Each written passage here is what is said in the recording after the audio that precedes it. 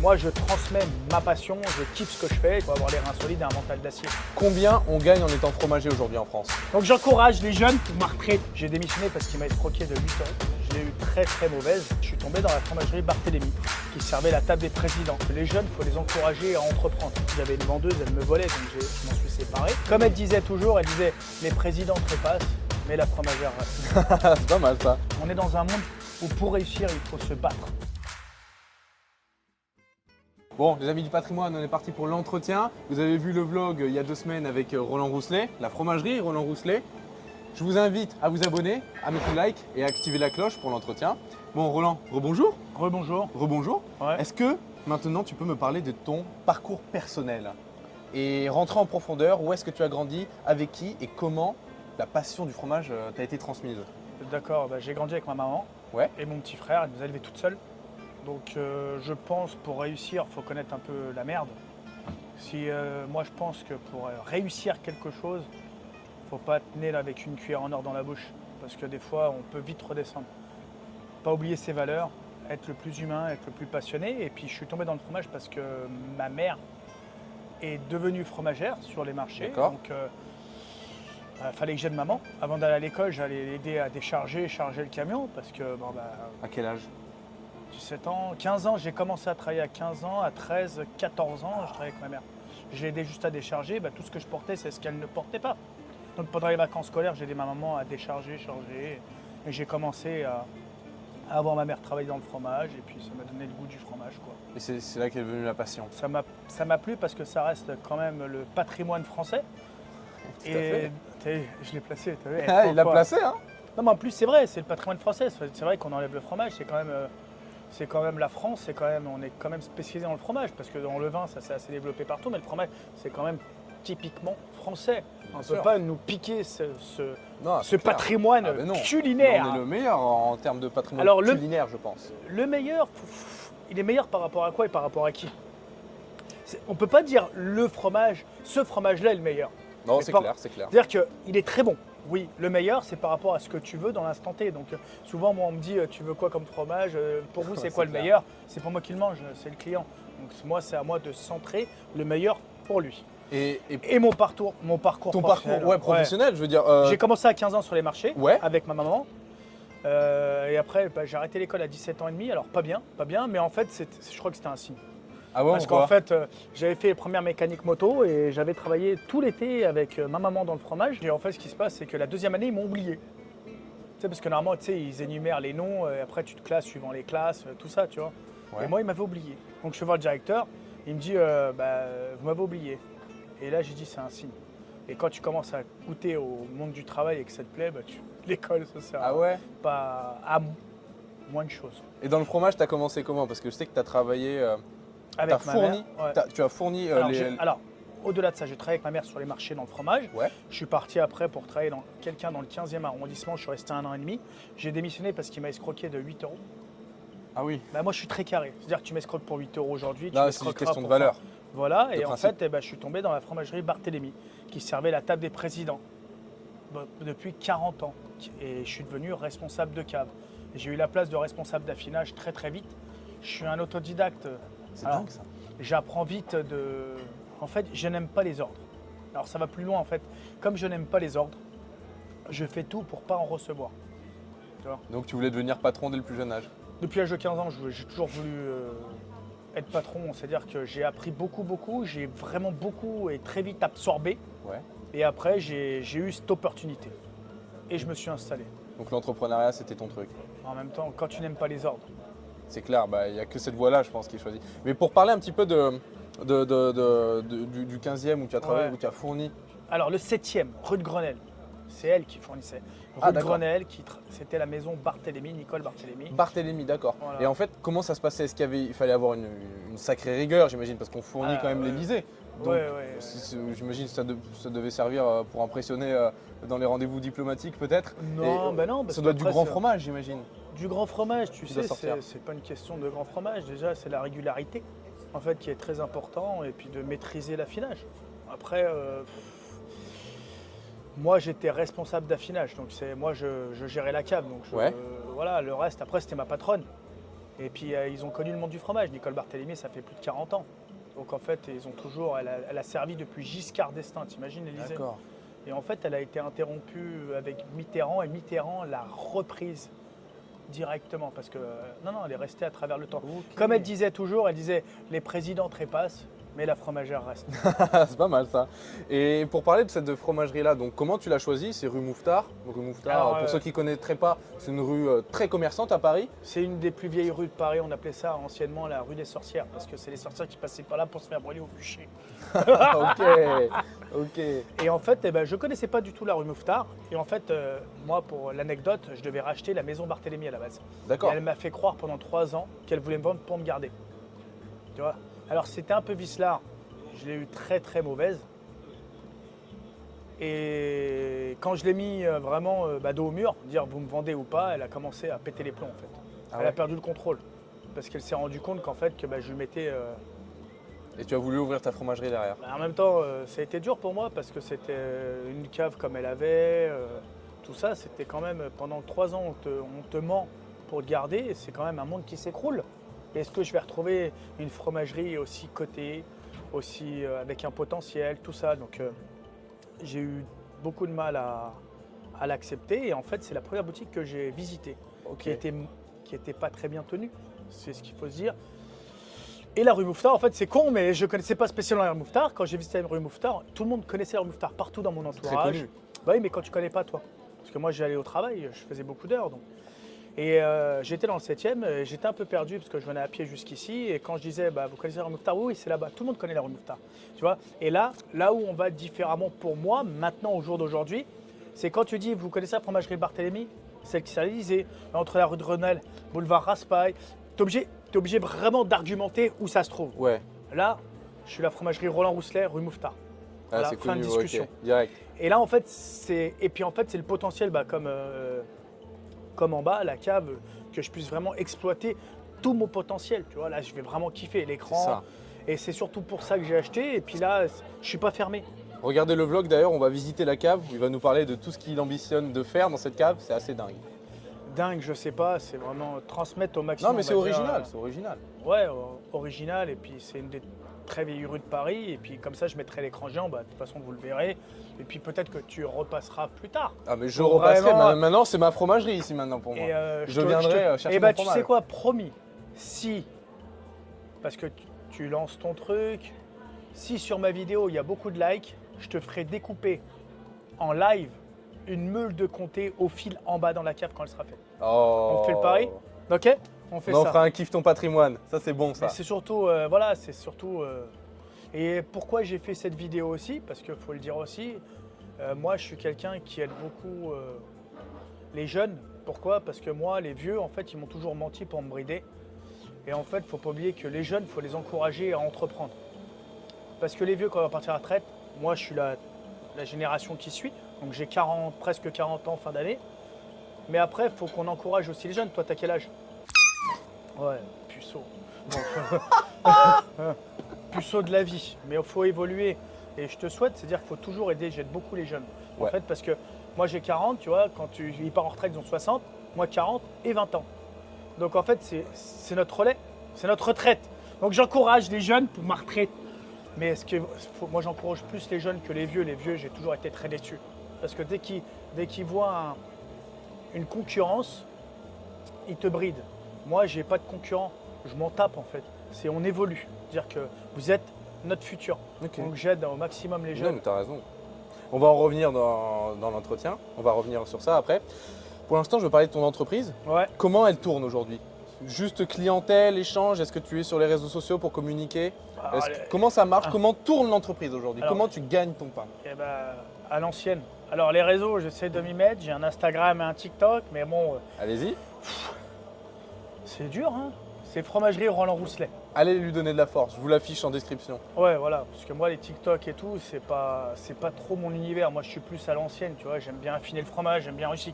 Après, je sais que c'est une lacune parce que les réseaux, c'est quand même important. Ça aide pour communiquer, oui. Ouais, c'est pour ça que j'ai fait la vidéo, parce qu'il fera les meilleurs montages que moi. Parce que moi, j'ai des montages On va essayer. à l'ancienne. Je pose le truc et on y va, quoi, en live. Mais ouais, c'est surtout les clients en quartier. Après, je suis assez bien noté sur Google Wow! D'accord. parce que j'essaie, comme tu as vu, les clients, j'essaie de travailler avec mon cœur et ma passion. Donc, c'est bien parce que un client qui met un avis, c'est un client qui fait l'effort de mettre un avis. Ah, tout Tu à vois, fait, au-delà de la note, c'est que le mec, il prend son téléphone, il va dessus, Oui, tu et l'as il se fait affilié. kiffer. Il Non, a mais il se fait affilié. kiffer. Donc, moi, je réponds, j'aime bien Ouais. répondre direct moi-même, parce on est déjà venu me voir. Vous voulez des réponses automatiques? Je dis, ouais, tu te fous de ma gueule ou quoi? Je ne vais pas faire des réponses automatiques. Le client, il pose la peine de faire un avis, de mettre son cœur, de dire, ouais, c'était génial, merci Roland. Et moi, je vais faire un IA pour Ouais. répondre à IA, tu vois, IA. intelligence artificielle. Et je le réponds moi-même. Je veux vraiment que ça soit moi, en fait. Tout passe par moi. Très bien. C'est Ok. l'humain, le patrimoine. Et je Le l'ai replacé. Et aujourd'hui, en tant que fromager, où tu Ouais. pourras me citer ton exemple, ça va être la séquence putaclic, combien on gagne en étant fromager aujourd'hui en France? En fait, il n'y a pas de on gagne. En fait, je gagne correctement ma vie, je ne le cache pas. Mais par contre, il faut voir les heures. Et moi, je dis toujours que gagner sa vie, peu importe le métier, il faut être bon et ne pas avoir peur de faire des heures. Parce que c'est pas le tout. Le mec, on dit une connerie, il va gagner 5 000 €, mais il fait 80 heures la semaine. Mais il gagne moins que le SMICAR. C'est aux heures. Donc, être patron, au jour d'aujourd'hui, fromager, n'importe quoi, c'est ne pas recevoir des ordres. On paye notre confort. Et il ne faut pas se louper. En France, c'est très compliqué, on a beaucoup de charges, beaucoup de ceci, donc il faut avoir les reins solides et un mental d'acier. D'accord. Donc le salaire, c'est un fait, mais on a beaucoup de responsabilités. Il faut savoir qu'un patron, c'est pas 35 heures. Même quand tu n'es pas au travail, il arrive une couille avec ta boutique, tu es obligé de revenir. Tu pars en vacances, si le moteur il craque, moi j'ai 30, 40 000 € de cam, je suis obligé de rentrer de vacances, quoi. J'arrête mes vacances. Donc on pense patron, on reste patron. Donc le salaire, c'est bien beau. Alors, mais c'est beaucoup aussi. Moi, dans 3 ans, la boutique sera payée. Ça fera 7 ans que je suis à mon compte. Je vais déjà respirer. Ouais, Et ce là, je sera très gagnerai un agréable, peu ouais. mieux. Mais c'est pareil, c'est les galères aussi. C'est le personnel. J'avais une vendeuse, elle me volait, donc je m'en suis séparé. Ah ouais. Ouais, mais l'espèce, tu sais, les comptes, quand tu as de l'espèce, tu as beaucoup de vols. Malheureusement, l'être humain, c'est quand même assez complexe. Putain. L'appât du gain, c'est voilà, la tentation. Mais dans tout, on est tenté. Donc j'en veux à personne, tu vois, c'était ma cousine. Pour te En dire. plus? Ouais, c'est la famille. Elle m'a volé Putain. 2 fois, je l'ai excusé une fois, elle a recommencé, et puis je vais dire que j'ai appris une belle leçon, j'ai appris. Et en fait, on peut faire des erreurs dans la vie. Le tout, pour moi, le meilleur conseil, c'est de les comprendre, les accepter et ne pas les refaire. Tout à Et fait. dans tout, donc tout à fait s'installer à son d'accord. compte, quand tu parles de salaire, je gagne correctement, mais en même temps, regarde, je travaille lundi, mardi, jeudi, vendredi, Tu fais combien samedi, d'heures par dimanche. semaine? Regarde, déjà, ma boutique, elle est ouverte de 9h30 à 19h30, déjà. Ouais, donc tu fais Donc, déjà, plus de 50 heures, quoi. Bon, largement, je fais déjà 11h, moi je pars de chez moi à 8h, je rentre, il est 20h30. Ah ouais, d'accord. Et le jeudi, je vais au hall, et le mardi aussi, les halls, je me lève à 5h, 4h30. Donc tu vois, jusqu'à 20h. Et non-stop. Hein. C'est un Je sacré ferme pas. quotidien. Ouais, mais c'est mon quotidien, je l'ai choisi, tu vois. C'est moi, comme je te dis, depuis l'âge de 15 ans, je veux être à mon compte. Donc je sais ce que ça. T'as choisi ton chemin, c'est beau. Voilà, parce que le truc, c'est que quand t'es employé, tu sais pas ce que c'est patron, tu dis, ah, je vais me lancer. Si tu sais pas, c'est pour ça qu'il y a beaucoup de reconversions qui se cassent la gueule. Donc là, je vais regarder la caméra parce que c'est quelque chose qui me touche à cœur. Le meilleur conseil que je peux donner, si tu as des rêves, il faut aller jusqu'au bout. Et si tu veux t'installer, prends tout en ligne de compte. Absorbe un maximum d'expérience et il faut vaincre sa propre peur. Parce que tu vois, si tu vaincres pas ta peur là, tu te fais dévorer. Essayer, c'est une chance de réussir. Ne pas essayer, c'est ne pas réussir. Donc si je donnerais vraiment un conseil, parce qu'il est jeune, Alan aussi est jeune, il a beaucoup de cheveux, pas comme moi. Surtout si vous voulez vraiment aller jusqu'au bout. Ne vivez pas avec le regret. Franchement, j'ai 40 ans et ce que je peux donner le meilleur conseil aux jeunes, c'est qu'il faut aller vraiment se battre. On est dans un monde où pour réussir, il faut se battre. Pour parler des problématiques du métier, après on parlera de ce qu'il y a de beau évidemment, mais pour parler des problématiques, qu'est-ce qu'il y a de compliqué à vivre dans ce métier? Quelle responsabilité ça soulève? Les heures, rester debout, parce que mine de rien, quand tu n'as pas l'habitude, tu restes 12 heures debout. C'est vrai que là, Toute vous la pouvez journée. en témoigner, on fait l'entretien debout. L'hygiène, parce que mine de rien, faut que ça soit propre, parce que tu peux avoir des contrôles. Il faut savoir tout gérer. Pour moi, un bon patron doit savoir faire du sol au plafond. Il doit remplacer n'importe quel poste. Il doit savoir tout faire mieux, plus performant, plus rapide, plus compétent. Le patron, c'est l'exemple. Si tu as un patron médiocre, tu le respectes parce qu'il est patron, mais pas plus. Quand tu as un patron, tu sais qu'il sait tout faire. Tu le respectes pas. Qui est multicasquette. Mais tu n'as pas le choix. Être patron, c'est savoir tout faire. Savoir gérer. Moi, je sais bricoler, je sais tout faire. Je sais faire à manger, l'hygiène, bricoler. Tout. Ouais, dans ta cave, en plus, j'imagine que tu as mis du tien. Bah, un petit peu, parce que quand tu te lances, moi, ça fait 4 ans. Et je suis Ouais. en travaux depuis 4 ans. Hein. Moi, j'aime bien les travaux. J'aime bien améliorer les choses et aller jusqu'au bout. Donc, quand tu vas aller vraiment au bout de ton métier, c'est compliqué. Alors, la problématique, c'est savoir gérer. Ne pas mélanger chiffres et bénéfices. D'accord. Donc un bon comptable, c'est important. Un bon comptable, des bons producteurs, que tu sois carré, beaucoup d'heures. Il ne faut pas avoir peur de faire des heures. Mais c'est compliqué ça à endurer au départ, quand on commence. Alors moi, je ne suis pas vraiment un bel exemple parce que moi, je suis né dedans. Tu es? Je suis né dedans. Bah oui. Donc le seul conseil, c'est en fait, il faut juste être sensé en fait. Dire que tu as beaucoup de charges à payer, tu as beaucoup d'impôts à payer, tu as beaucoup d'URSSAF à payer, tu as beaucoup d'heures à faire. Il faut que tu sois propre, parce que tu es responsable aussi. Si quelqu'un tombe malade, tu es quand même responsable. Tu as des produits qui sont consommables directement. Ce n'est pas quelque chose que tu vas faire chauffer comme une viande. Non, Moi, ouais. tu prends, tu manges froid, tu ne le chauffes pas. Donc, tu as des responsabilités importantes. Et derrière, il faut fidéliser la clientèle. Donc, il faut savoir bien conseiller, bien vendre. Quand tu t'installes la première fois, c'est là. Si tu foires tes premiers clients, ils ne reviendront plus. Donc, tu as perdu une clientèle. Il faut savoir ce que tu dois faire. Dès le début, il faut que ça soit carré. S'il y a beaucoup de gens qui se lancent, et petits, on verra. Non. Si tu veux vraiment réussir, quand tu y vas, il faut être sûr. C'est-à-dire que absorber beaucoup d'expérience D'accord. et te sentir. Enregistrer tout ce que tu vois. Absorber. Enregistrer, non, absorber. Enregistrer, c'est enregistrer quelque chose que quelqu'un a fait. Tu absorbes son savoir, tu le fais à ta t'appropries. manière. Parce que tu ne peux pas vraiment faire un copier-coller de quelqu'un. Tu n'as pas le même esprit, tu n'as pas la même vision des choses. Déjà, absorber, t'analyses. Le plus important, c'est vraiment d'être vraiment conscient de la problématique de s'installer. D'accord. C'est-à-dire que c'est beaucoup d'heures, beaucoup de facto. charges. Ne pas mélanger chiffres et bénéfices. Putain, ça, franchement, c'est un truc de ouf. Il y en a parce que tu vas Mais qu'est-ce que tu veux dire par là? Par exemple, je fais 1000 euros aujourd'hui de chiffres. J'ai 1000 euros dans la caisse, on va dire. C'est pas mes 1000 euros. Bien sûr. Tu payes ta marchandise, tu payes l'électricité, tu payes tout ça. Donc si tu les prends, il y en a beaucoup qui mélangent tout. Tu sais, ils voient de l'argent, ils disent oh je prends, on verra demain. Le message que tu veux passer, c'est que le chiffre d'affaires, c'est pas ce que vous allez gagner. Il faut vraiment prendre conscience qu'en France, on peut être, notre argent est soutiré facilement, en tout cas quand on est à son compte. En fait, la meilleure solution, En fait, tu veux pas qu'on croie que l'entrepreneuriat, c'est un gagne-pain évidemment évident. Alors le meilleur conseil, en fait, c'est moi, comme j'ai. Alors, je dis pas que je suis toujours le meilleur exemple, mais là où je veux dire, où pour moi c'est simple, tu montes ton affaire, tu as un game plan, tu vois avec ton comptable, tu prends le minimum au début, la première année. Ouais. Comme ça, avec le comptable, par exemple, il va dire voilà, je dis une connerie, tu fais 200 000 euros de chiffre, tu peux te dégager entre 1005 et 2005 sans problème. Et ben moi, franchement, il y a beaucoup de gens qui vont dire ah, je prends 3000, c'est moi le patron. Non, prends 1005 la première année. Ok. Tu vois à la fin le bilan. Et le bilan, en fait, dans une affaire, ça ne triche pas. Chiffres, bénéfices, ça ne triche pas.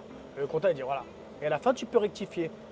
En URL, moi, je suis en URL pour l'instant Ok. parce que comme ça, tu vois, juillet-août, c'est un peu dur. S'il fait trop chaud, je ne me verse pas de salaire. Je verrai à la fin. Je ne suis pas obligé, je suis pas en société. Ok. Donc, je préfère faire ça pour pouvoir, voilà, j'ai bien travaillé, je me verse normal. S'il y a un truc qui ne va pas, tu sais, un moteur, c'est 3, 4 000, 5 000 euros. Ce qu'on entend là, oui, ouais. Donc si ça part en panne, tu as vu, si tu te verses déjà un salaire, tu es un peu ric-rac, il n'y a pas trop de monde, il fait 49 degrés, tu fais comment toi?